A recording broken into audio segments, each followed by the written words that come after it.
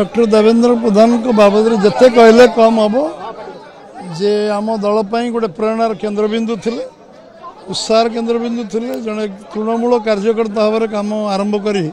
सी सर्वोच्च शिखर को पहुँचते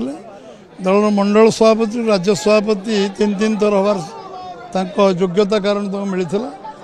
दुई थर एमपी दुई थर मंत्री एवं जो दायित्व जो राष्ट्रीय उपसभापति जो दायित्व दिखाई कठिन परिश्रम करवा एकमात्र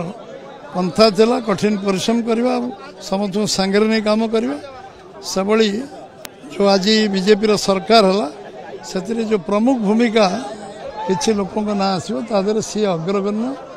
बहुत कठिन परिश्रम कर प्रतिकूल वातावरण भीतर काम करी ओडिशा रे बीजेपी को यशस्वी करार जो मूलदुआ पकई निश्चित भाव में प्रणिधान योग्य आ समस्त